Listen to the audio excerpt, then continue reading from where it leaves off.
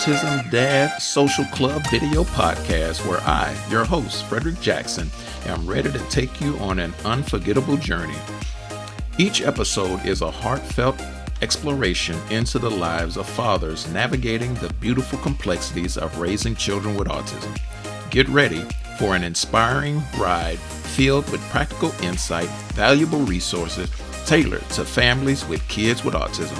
Together, we'll shine a light on the extraordinary fathers who are reshaping the landscape of autism parenting through their unwavering dedication to fatherhood. Join us now on the Autism Dad Social Club video podcast.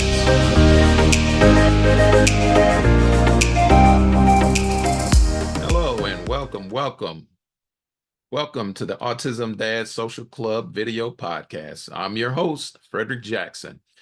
We're here today to look at the second half of the interview with the author, who's also a member of the Autism Dad Social Club book today. It's called My Favorite Mistakes, with the word mistake crossed out. The very interesting thing about the book is that a lot of times we go out and we look for books, parenting books or self-help books, and basically it's telling you perfect this, perfect that, be the best father of the world, these types of things. The one thing that we did enjoy about his book and basically his interview is that he was very open about and transparent with the information that he was sharing about his own personal life and the life of his with his son.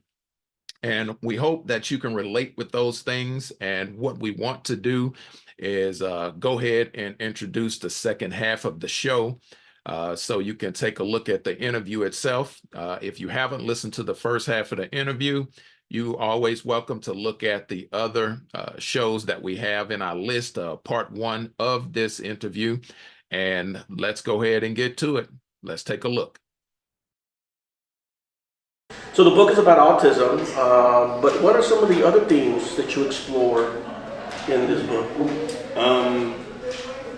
One of the things I explored is, just like the subtitle says, is accountability. And for me, that just stood for understanding where I fit in, as a dad, as an educator, in raising my son, because to me, all the hats that we wear play a different part. So, with that being said, there's a lot of points in this book that just simply talk about parenting and raising children. Even as when I reflect on the references that I made when I was in the classroom as a teacher, a lot of the students that I had multiple disabilities. Whether it was medical or mental, it was kind of all over the special education umbrella, right? All of them. And so, even though my son is on the spectrum, just simply raising a child on the spectrum taught me a lot, simply about life, about how to, interact with different people. All different personalities, just deal with different, aspects in life. Because, raising a child with autism, one of the things that you definitely need to have is the ability to adapt and to adjust to any situation. And so I feel like raising him definitely gave me an experience. No, yeah, I like what you said there also. I think that some of the other important themes brought forth in this book are things like you mentioned, sort of try to understanding your place, right, in this community, and certainly parenting is at the forefront, and education too. And so I think those are all other themes that really jump out that I appreciate you sharing. What kind of research did you do? I know a lot of it is sort of reflection. I know a lot of it's kind of writing down experiences that have shaped you and are shaping you. But besides those, in addition to that, what kind of research did you do for this book? Well, I definitely did some research on, the medical relation to, just children with autism. whether it was relating to like vaccines or early surgeries or things like that. Researched population, because one of the things that I discovered while writing this book is that there's so many different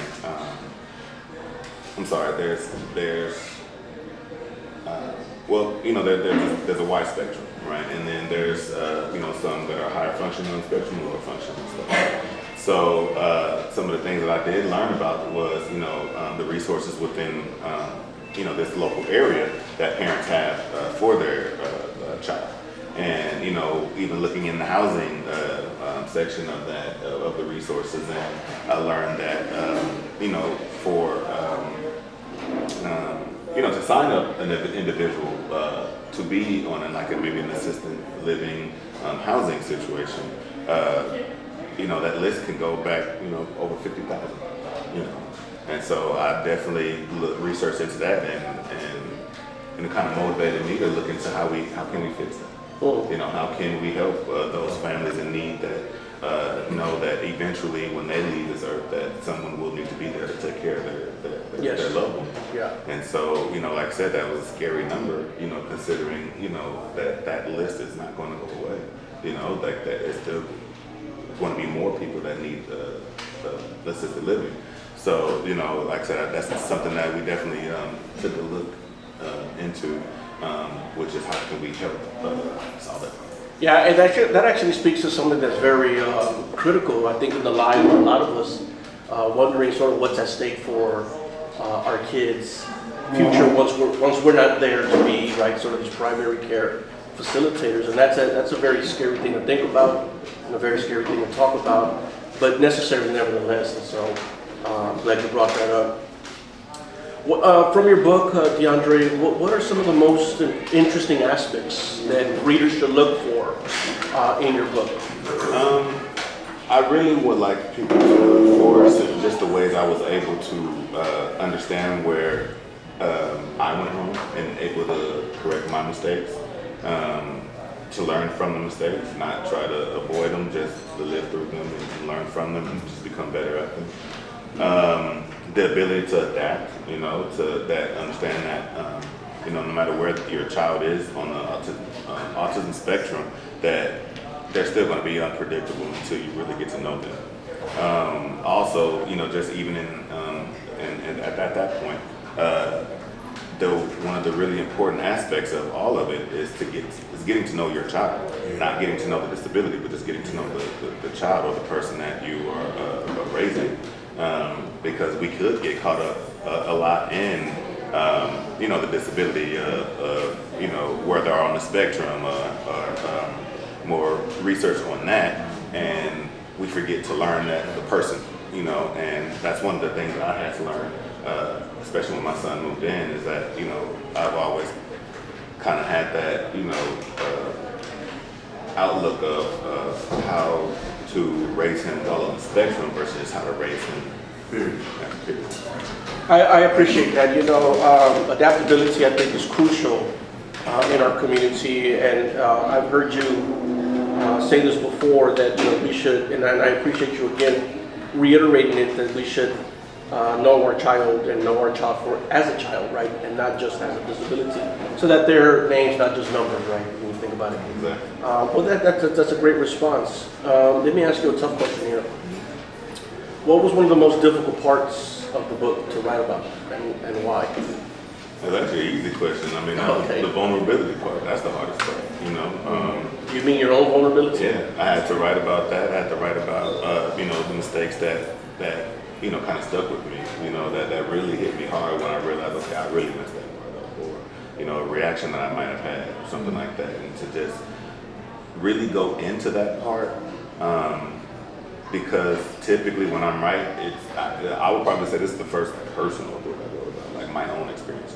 So, times when I'm writing, whether it's research for college or, just writing as a habit, it's to get away from whatever I was going through. So this time was actually writing about the issue that I was going through. So that was probably the toughest, is just writing about what was really vulnerable. That's an honest response, I think, no one wants to reveal just how vulnerable they are, and you do it in this story. So thank you for doing that. Are there any plans for like a follow-up or a sequel? Is there going to be My Favorite Mistakes .2, .20, or 1.20? Is there going to be a children's book version of it? Maybe a video version of it, a song or something? It might be now. It might be a lot of ideas, so it might be now. But no, I want to say though that since I have wrote this book, I've definitely got in touch with a lot of people that either were interested in writing books themselves or just wanted to do different projects to support the autism community. So there is a lot of things in the work, to support the autism community. That just came about from me finishing the book. So it may not be my next project personally, but it's definitely going to be some projects in the future that came from me releasing this book. And of course, there's other things that we've got planned with the Autism Dad Club too. So okay. I know we have some here with us now, but where can readers get your book? They can go on Barnes & Noble, website Barnes & Noble, and just search it up by the title and order from there. They can also go on Amazon and order from Amazon. And where can our viewers and listeners and watchers, where can they learn more about you, the author? You can follow me on Instagram, DeAndrae25. You want to say that louder so everyone I'm sorry. You can follow me on Instagram, it's at DeAndrae25. As well as Facebook. I have a personal Facebook page, it's DeAndrae, and as well as a author page, which is My Favorite Mistakes. And I want to remind everybody that DeAndrae is on the executive committee for the Autism Dad Social Club. And if you want to know more about the Autism Dad Social Club, you can do so at www.autismdadsocialclub.org. You can also do it by emailing us at autismdadsocialclub@gmail.com. And certainly we have literature for you here at the table and a sign-up sheet. DeAndrae, I want to take questions from the audience, if there are questions from the audience. But before we do that, I want to sort of give you just are there any final thoughts that you want to share with us before you entertain questions from the audience? Any last remarks you'd like to make? No, just I just want to thank you, the Autism Dad Club for sponsoring this event. Thank Spring Creek Barbecue for allowing us to have it here. And just again encourage parents or anyone who is either teaching or assisting in raising anybody on the spectrum.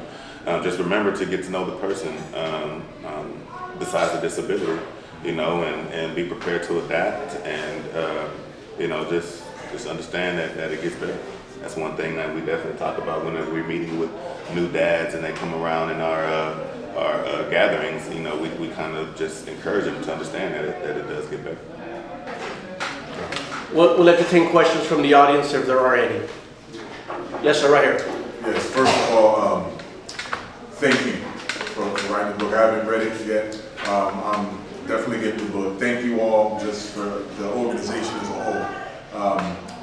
My journey in experiencing, I have a 7-year-old who's on the spectrum, and my wife, she has a medical background and whatnot, so she's been a lot more involved in understanding and empathetic, and some of just what I'm hearing you sharing, just a little bit of your experiences thus far, it's already shifted a few things within myself, so thank you for that. My first question is, what was the specific inspiration behind the title, My Favorite Mistakes, of the book?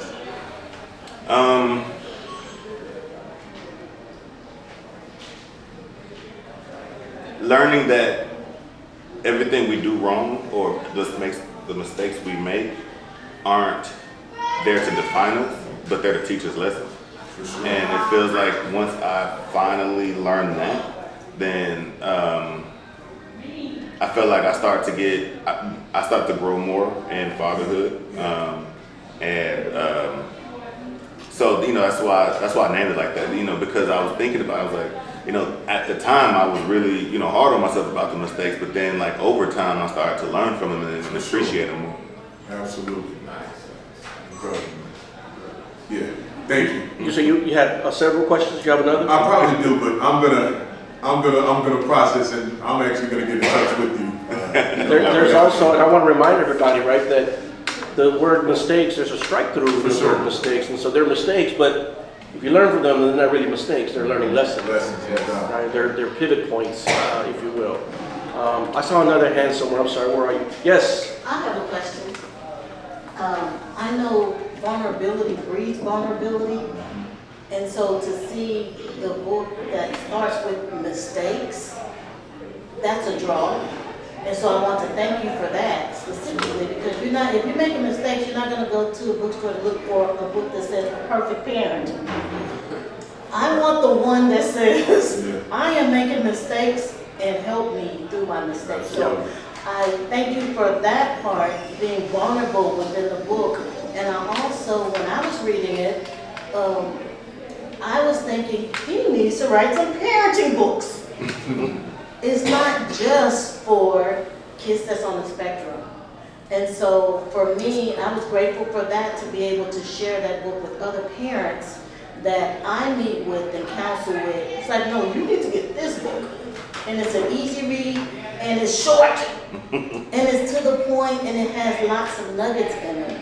But the question that I have is, I know you have experience within the school district. Did any of that play a part in you writing that book? Resources or experiences with the kids that you had in the school? And I know you talk about Dylan a lot in the book. Were there any other students that kind of helped you to say, oh, I need to put this in the book?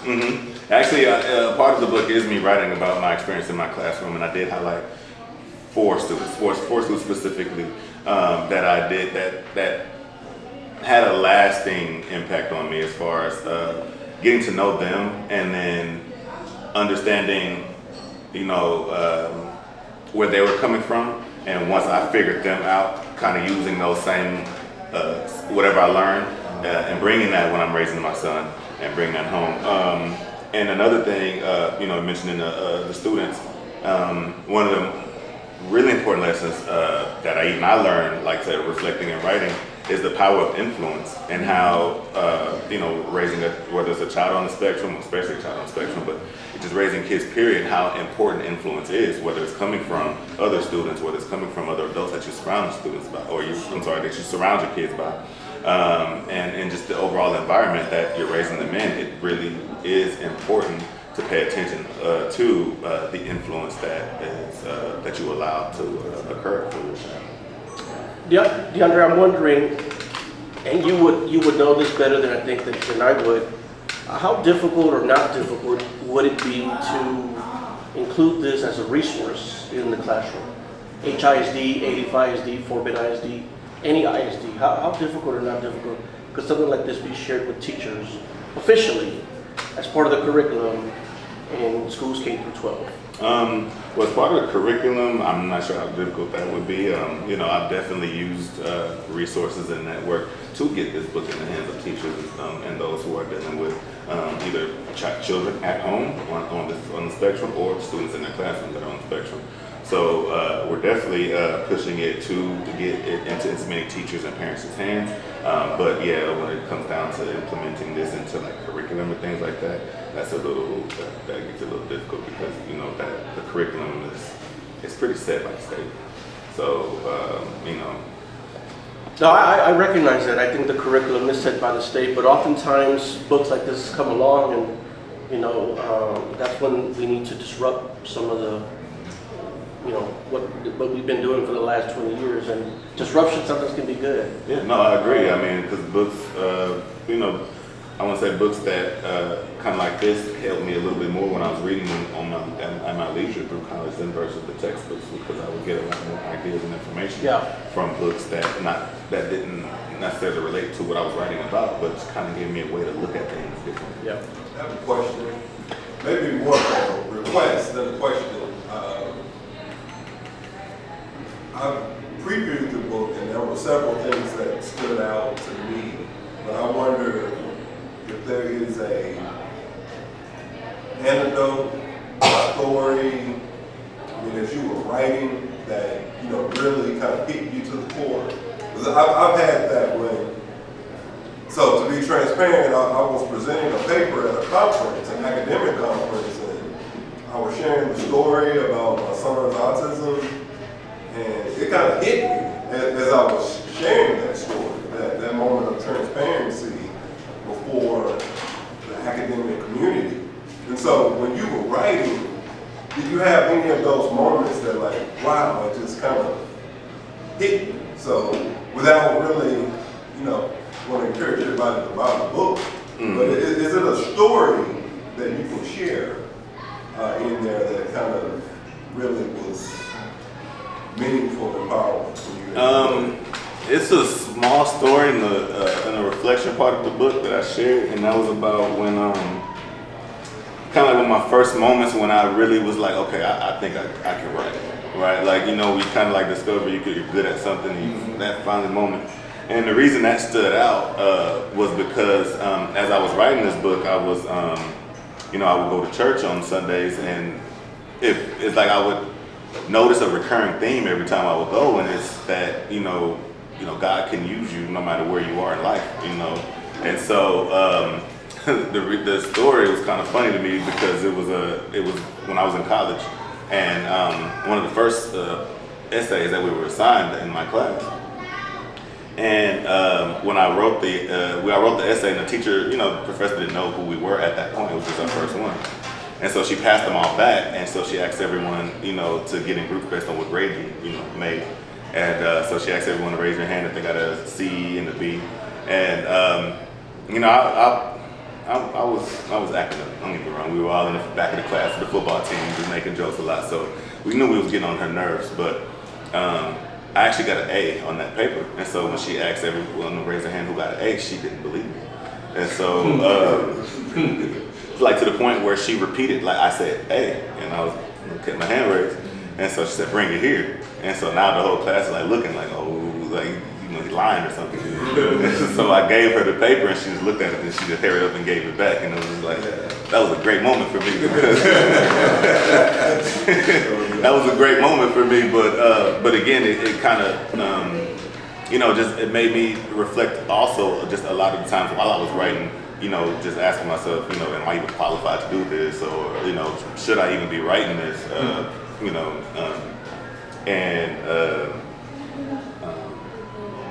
I would say, even though it was kind of funny to me, but it still kind of reflected in the future, I guess when I was writing this, that same lesson over and over. It's like, yeah, even though some people might not think too much of you or, understand what you've been through or even acknowledge your experience, that, you can still do something. You can still, write, and you can still publish, you can still do whatever it is that you feel is your calling.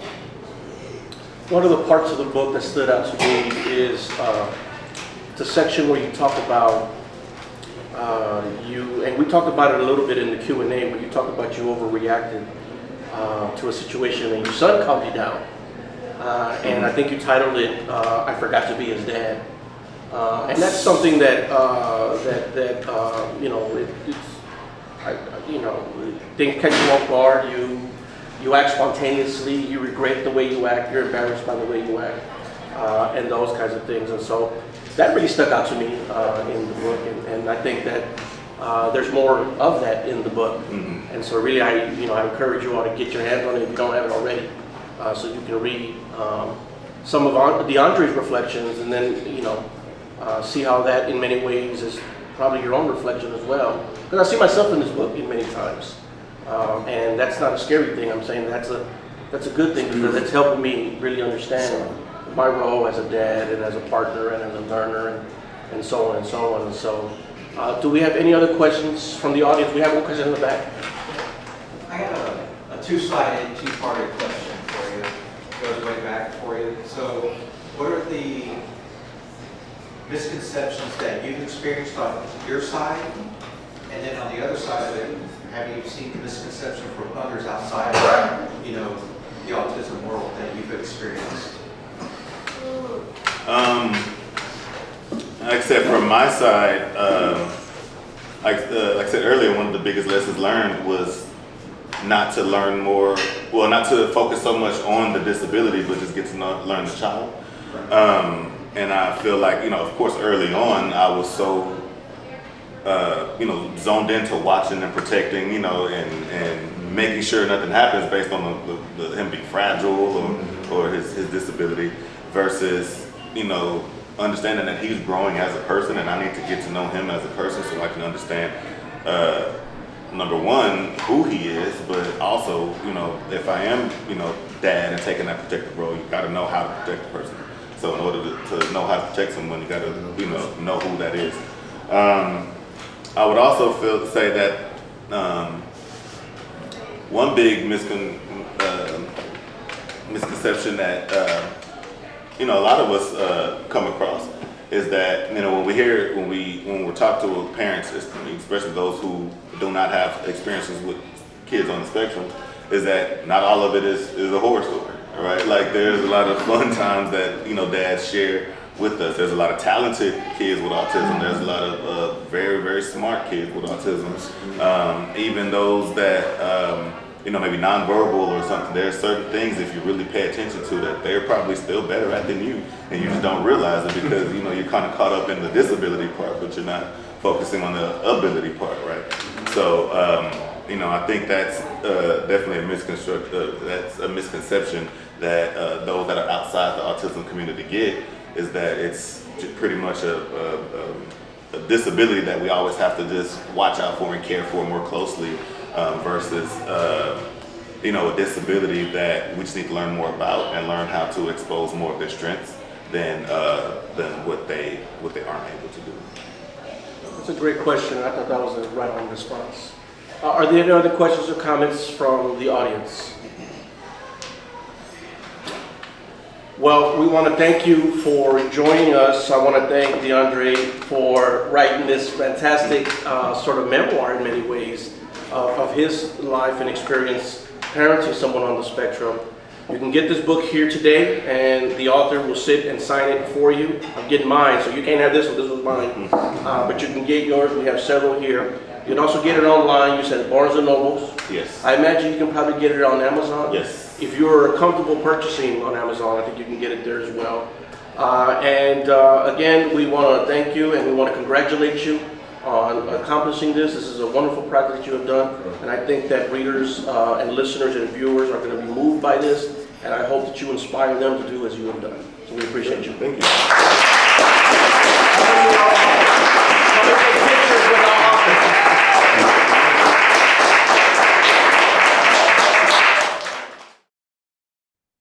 All right, that was a pretty good second half of the interview, and what we want to do now is thank you for joining us at the Autism Social Club video podcast. We hope that the information of this episode was insightful and helpful for you.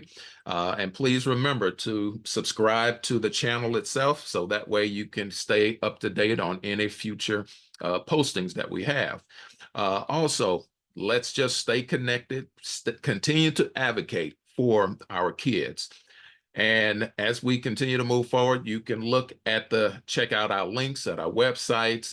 You can also look for the links for his book also within the website, and you can follow us on Facebook and also here at the channel itself, Autism Social Club video podcast, and also on Facebook and Instagram, Autism Social Club.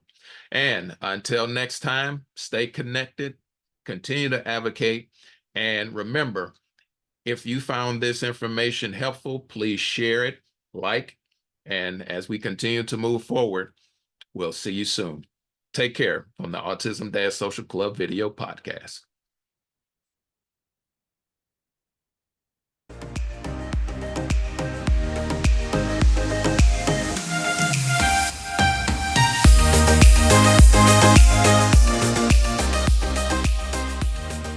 Thank you for joining us on the Autism Social Club video podcast.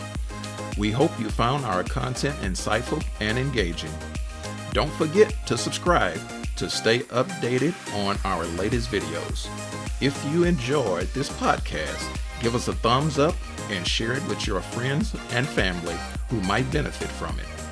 I'm your host, Frederick Jackson, saying until next time, keep learning, growing, and embracing the autism journey. Take care, and we'll see you on our next podcast.